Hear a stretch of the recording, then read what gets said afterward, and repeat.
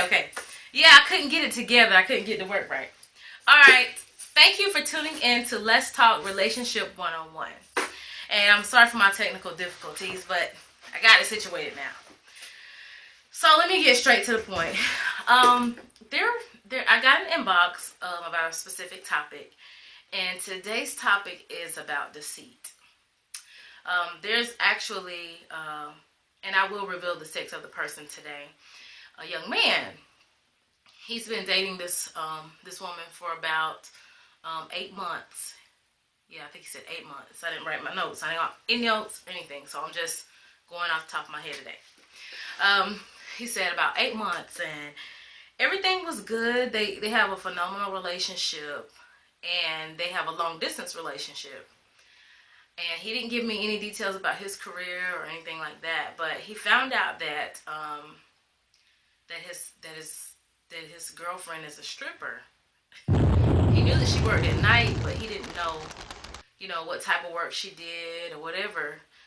Well, he thought she did one specific job and she did something different.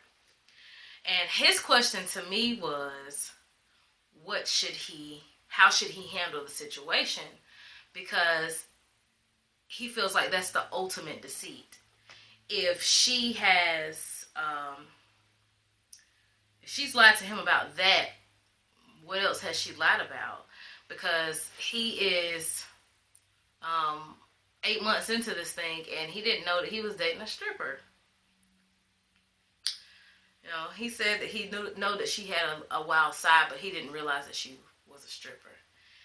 Then the other thing is, and here's the twist on it. She just told him that she was pregnant, and now he's wondering if it's even his. So he wants to know how to handle it. Now I'm gonna need your help today, because I really don't know how to answer his question. So I have a few people on. So the ones that are on, he's been in a relationship 8 months. They have shared like a lot. They've spent a lot of times flying back and forth to see each other and everything. And he just doesn't know now what to do. He's in love with her now. So, and then she could possibly be pregnant with his baby, but he doesn't know for sure if it's his. So I need y'all to, first of all, give me some hearts. Instead of look at me, look at y'all, not give me no hearts. And second, I need to know. She's wanting to give up. Can't say, can't move. Okay. So, JC says, I know if you're on, you can see it, but I'm recording on other devices as well. He said if she's willing to give up the dancing and move and relocate with him so that they can be closer and rebuild trust, then, they say go for it. So anybody else? And I'm going to elaborate on that, JC. Anybody else have any suggestions or advice for him? Okay, so I agree with you. I think that everybody goes through things to the degree that, it could... Oh, Father. She might better wait till after the baby's born to move. I'm just saying, like, because you don't know, you don't know...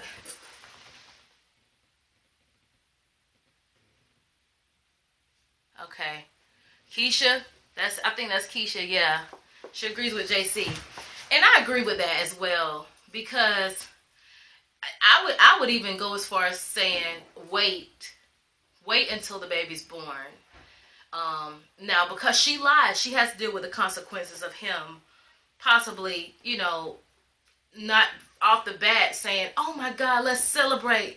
We have a baby on the way, See.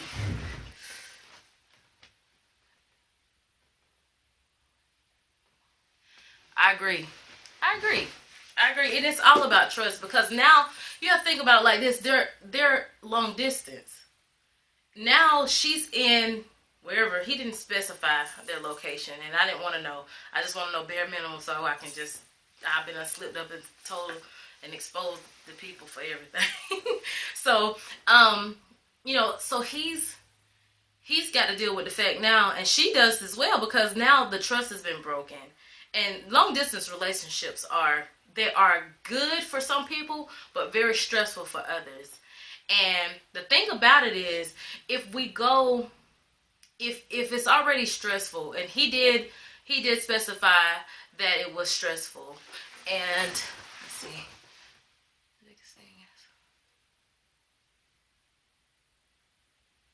Exactly. Exactly. Exactly. She has to do what it takes because she the one that messed up. Yeah. And some people can't. I don't mind long distance relationships because I'm so busy. I ain't got time to be mad every day. You getting mad at me because I can't be with you because I'm busy. And so I wouldn't mind a long distance relationship, just because of my schedule. Because some people have busy lives, and if that's the case, sometimes you can be right here with the person, and it becomes stressful because the person is complaining because you can't spend time with them like they want you to, because you're doing this or doing that, and that's also stressful. So in some relationships it's convenient, and some it's not. So I see that on both sides, but I think that she's gonna have to wait until the baby's born, first of all. And she won't be stripping no more anyway. She come off the pole unless she's in a location where they accept bellies. She gonna have to come off the pole. And with her being a stripper, because he thought that she was like, she carries herself so well. Business. He said that she like dresses very classy, business attire. That she doesn't dress provocative. She didn't sleep with him like at the first initial stages of, the whole thing. Anything that you would want a woman to carry herself like, wait, don't just rush into sex, and everything that you would want from a woman. He said that's the way she was. So with that being said, he thought, he was under the impression that he has really like won something. He has a prize. But she's not only his prize, she's lots of people's prizes. I'm not saying that she's intimate with those people, but the fact that she's having to share her body with them, that's pretty steep. That's pretty deep. So he is trying to find out what to do. So all of the advice you guys have given so far has been perfect advice, and he's gonna have to just wait. They're gonna have to see what becomes of this whole baby thing. After she has the baby, then we can go. They should be able to go from that point. But it's gonna take them a minute to get back to that place. And if she's willing to give up that life, that nightlife, then maybe they can progress in their relationship. So one thing about breaking trust, and we've talked about trust on previous Periscopes. But one thing about breaking the trust of the individual that you're in a relationship with is it makes it really hard to get it back. I mentioned on the last Periscope that, in my opinion, trust is next to time. You can't get time back. Time is a commodity that you just can't get back once you lose it. And I think that trust is next to that, because it's always in the back of a person's mind. A person can forgive you, or you can forgive a person, but the fear of what they did to you, the shell shock of what they did to you, sticks in the back of your mind, so much so that you forget. Like you can't forget. I'm sorry, you can't forget. Let's see, I don't know. He didn't specify if, and maybe that's something I need to go back and ask him. He didn't specify if she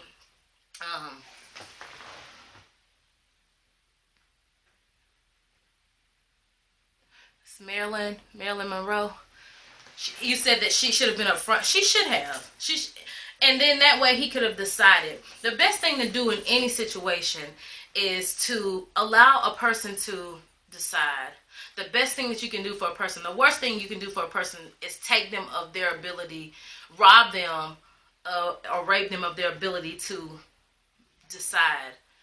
Because me as a person, I would want somebody to choose me, instead of me making them choose me by lying to them or deceiving them in some way. I would want them to say, hey, this is who I am. This is what I do. If you embrace me for that, then I don't have to live looking over my shoulder or in fear that something's going to come out later. And I believe that everybody should be allotted the opportunity to choose. Even in situations where you may have, infidelity or something, or you cheat, if the person asks you, did you cheat on me? And you say, no, man, I ain't cheat. Just be honest, because they already know. If they're asking, they know. So be honest with them, because at the end of the day, allow them to choose. Now, some people will choose and stay.